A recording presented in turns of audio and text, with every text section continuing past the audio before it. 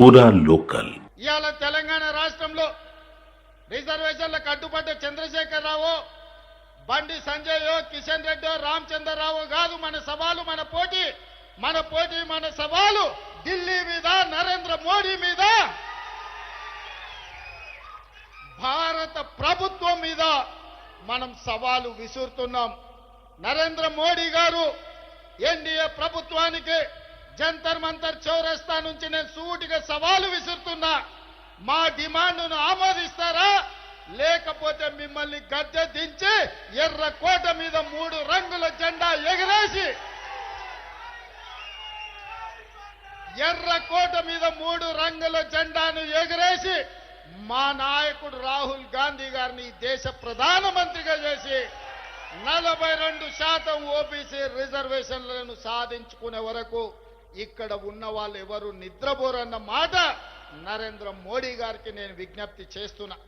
మిత్రులారా, ఈ వేదిక మీద నుంచి నేను విజ్ఞప్తి చేస్తున్న ఈ భారత ప్రధానమంత్రి గారికి, అయ్యా నరేంద్ర మోడీ గారు, మీ గుజరాత్ నుంచి గుంట భూమి మేము అడగలే, మీ పోర్బందర్ పోర్టు నుంచి చుక్క నీళ్లు అడగలే.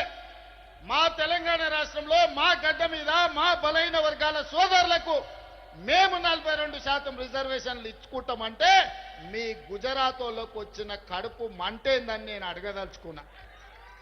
ఇవాళ మేము గుజరాత్లో అడగలేదే, మేము ఉత్తరప్రదేశ్లో అడగలేదే, మేము మహారాష్ట్రలో అడగలేదే, మేము మా తెలంగాణలో 4 కోట్ల ప్రజలం నిర్ణయించి శాసనసభలో బిల్లు ఆమోదించి విద్యా ఉద్యోగాలలో రాజకీయాలలో బలైన వర్గాలకు 42% రిజర్వేషన్ ఇవ్వాలని ముక్త కంఠంలో 4 కోట్ల ప్రజలు విజ్ఞప్తి చేస్తే మా ఆలోచనలను మా బిల్లులను తుంగలో తొక్కే అధికారం మీకెవరిచ్చిందని నేను నరేంద్ర మోడీ గారిని, బీజేపీని నేను అడగదలుచుకున్నా.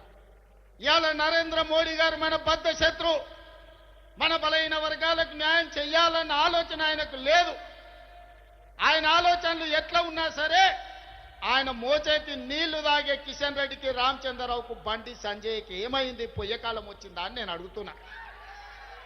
మళ్ళా రా మీరు తెలంగాణకు, మళ్ళీ అడగరా ఓట్లు తెలంగాణలో బలైన వర్గాలకు, మళ్ళా రా దళిత కాలనీలకు, మళ్ళా కలవరా ఆదివాసీలను.